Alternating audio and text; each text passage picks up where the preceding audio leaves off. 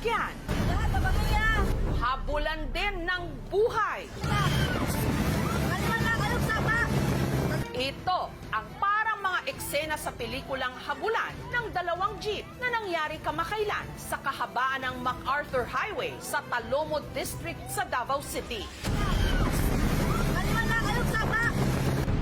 Ang jeep na sinasakyan ng kumukuha ng video, pilit na binubuntutan ang dilaw na jeep. Ang sakay daw kasi nitong lalaki, di umano, binihag ang isang dalaga. Ang lalaki, sinasakal na ang babae. Kaya ang mga pasahero po na ako, nagsige mag-ingon nga gukuro, tabangan daw, tabangan.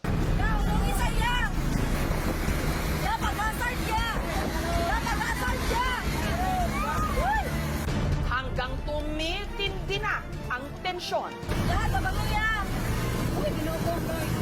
Makakaligtas ba ang binihag na dalaga? Ang isang ordinaryong araw sa Davao City na uwi sa bangungot nang sa loob ng isang pampasaherong jeep. Ang isang lalaki bigla na lang sinaktan ang katabi niyang dalagita. Ayon sa driver ng dilaw na jeep na si Ronnie, ang lalaking parang ng hostage sa babae, isa raw sa kanyang mga pasahero. Nagsakay ang suspect, ma'am, diya sa may barangay. Wa ko kadungog, ang singgit lang sa babae nga tabang. Ang iba raw na 8 mga pasahero ni Ronnie, agad daw nagpulasan. Hinay lang ang dagan ba, mo nangambak sila. Sila nalay nabilin. Kaya manggi tuok ang babae.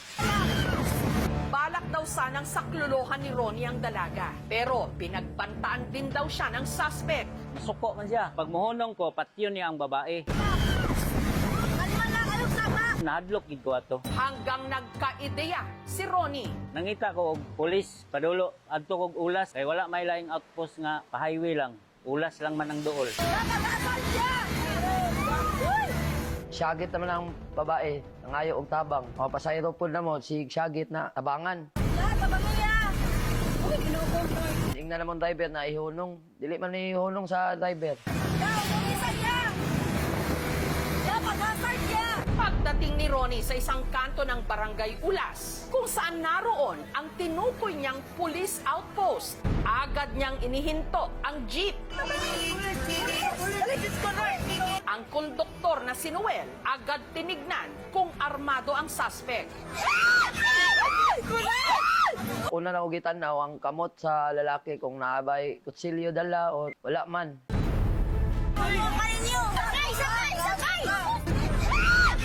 Mas maaksyon ang mga sumunod na tagpo sa pag-rescue sa babaeng binihag sa jeep. Ang pagpapatuloy ng buong ulat.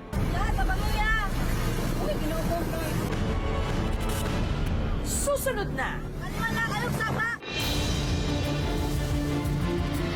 Parang mga eksena sa isang action movie ang naganap kamakailan sa kahabaan ng MacArthur Highway sa Talomo District sa Davao City. Isang babae binihag sa loob ng jeep. Ang driver ng jeep naisipang ihinto ang kanyang sasakyan kung saan merong police outpost. Dito na tsumempo ang konduktor ng jeep na si Noel. Agad tinignan kung armado ang suspect. Una na ugitan na ang kamot sa lalaki kung naabay kutsilyo dala wala man. Hanggang sa buong tapang na rumesponde si Noel sa biktima. Unang pagsumbag na ko una sa iya, katawa ras ko tanaw ra. Sigundaan na po na ko. Pagsumbag na ko, nakadagan ang babae. Ang dalaga dali-daling kumaripas pababa ng jeep habang si Noel patuloy sa pakikipagbuno. Nila ko yung lalaki labas sa jeep. Daghan na ni tabang. Tama na to ma'am sa kuan gibuhat na mo kay sukol man siya. Sige pagkatawas ko murag wala siya nagmaay sa yung gibuhat ba. Ang suspect nakalaboso habang ang biktima ang 19 anyos na si Eliza walang tigil sa kakaiyak. 2 araw makalipas ang insidente, nagpaunlak ng panayam si Eliza. Every time film ko kayo, makita na ko. to nga panghitabo. Murag mga untog wala na ako kanang di kay ko katulog jud, sakit akong ulo. Nahadlok ko, dili ko ganahan. Nung umaga raw, bago siya sumakay ng jeep, papasok, iba na raw ang kanyang kutob. Limata ko alas 9 kay lagi mo trabaho ko. Then moto nagdugay-dugay sa ako kay murag dili ko gusto mo trabaho ba. Murag lain akong paminaw ana something then. Nung mga oras namang yon, nakunan din sa CCTV ng barangay Bago, Aplaya ang suspect na palakad-lakad at walang suot na tsinelas. Ilang minuto lang pagkasakay ni Eliza sa jeep papasok sa trabaho nung bigla raw sunod na sumampa ang suspect na halatang agresibo. Namili siya kinsa iyang anoon. Nagulitan man niya akong kamot kay nag-anak man ko. Nisukol ko siya, gisipa na ko siya, gitulak na ko siya pero kusgan jud siya. Then mo to pagtulak na ko, nag-action kog baba. Pag-action na kog baba dito na murag nalak ko niya. Mo to natuok na ko niya. Tana lang ko kay basig na ko'y matabang. Nangutan na ko yan, na kay problema, na kay kailangan kay. Na siya kailangan gusto siya cellphone, ihatag na ko akong cellphone. Kuan ni, dili jud. Wala siya intention nga hold up or wala sad ko nagigunit-gunitan sa akong mga private part. Wala, gituok lang jud ko niya. Wala siyang dalang weapons, wala siyang demands para matatawag natin na hostage taking yung nangyari. Sige kog tawag sa Ginoo na. Lord, tabangi ko, kabalo ko nga naragyapon nakasa kong kiliran ana. Nga naagyapoy tao na adto tao nga nakadungog nga nakakita nga nitabang sa kuha. Hanggang dumating na ang saklolo. Nadugay pa kong baba kay gibiran niya akong buhok niya, giipit niya akong bag. Pagtanggal tanan ni dali-dali na akong baba. Pero ano nga ba ang tunay na pakay ng suspect? Ang suspect na kinilalang si alias Loyloy nasa kustodiya ngayon ng pulis. Paliwanag niya, may pinagdadaanan daw kasi siya nung araw na yon. Hindi raw kasi niya alam kung saan kukuha ng pampalibing sa yumaon niyang partner. Ibig bukas, ma'am. Punta na sana ako doon kasi pangingin ako ng tulong. Ang auntie ko, biglang masok ko sa isip na ganun.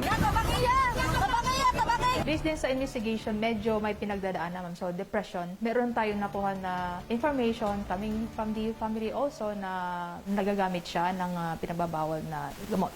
Si Loyloy nahaharap ngayon sa kasong grave coercion at physical injury. Yung grave coercion, may piyansa na 30,000 po. And then, 1 month to 6 months yung imprisonment. Yung slight physical injury, kasi nagbabase tayo sa healing period na makikita natin sa medical certificate. 3,000 yung piyansa and then 1 month to 6 months also. Nitong Martes, formal nang nagsampa ng kaso si Eliza sa korte. At dito, muli niyang nakaharap ang suspect. Hingi ako ng tawad sa kanya, ma'am. Hindi man talaga tama yung nagawa ko. Dili kabayaran niyang ang sorry sa iyang gibuhat sa kuha. Grabe.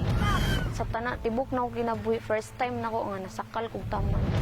Para matulungan na tuluyang makarecover si Eliza, inilapit siya ng aming team sa isang psychologist. Meron siyang acute traumatic stress disorder dahil sa nangyari sa kanya. She has to undergo an intensive psychotherapy. We're gonna offer a free psychological intervention for Eliza para naman matulungan natin na ma-manage yung kanyang signs and symptoms. Yung headlock na ginawa dun sa jeep, yung kamay niya nandito sa kabilang side ng leeg at yung malayong kamay niya nandito sa kabilang side ng leeg ni ate. Since nandito yung kamay niya sa malayo, kailangan natin i-push yung kamay niya palayo sa leeg natin. Dapat sumigaw na siya para makita rin ng driver. Ang ipinagpapasalamat na lang ni Eliza, nakaligtas siya. Utang daw niya ang kanyang buhay sa konduktor na buwis buhay din siyang sinaklolohan. Sa araw na ito, gusto niyang iparating ang kanyang walang hanggang pasasalamat.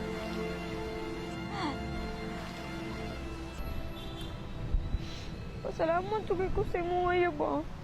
Ako na-expect jud na mutabang ka sa kuha. Ay problema na. Nabi po ko igsuon na babae. Di po ko gusto mahingana ba. Antog tabangan yun. Ingnan yun akong driver ako na gukdon yun ang isa ka jeep kay naluoy mi sa imuha. Sa tanan jud ikaw ra jud itabang iya ba. Wala jud ka tuya siguro na abdan pa sa akong kuya nga ginatuog pa ko niya. Nga halos di na ko kaginawa. Salamat sa ikaw tong adlaw ay. Ko nag-expect jud na mo tabang. Grabe ko naman pasalamat sa imo. Ano, kinabuhi po nimo ang imong gitaya at para sa kong anak. Ang isang normal na araw sa iglap. Pwedeng magbago at maging mapanganib. At ang isang maling galaw pwedeng mauwi sa kapahamakan. Mabuti na lang at meron pa rin tayong mga kababayan na kahit estranghero, handang magpamalas ng kabayanihan. Sige, sige. Bawa lang ang buhok.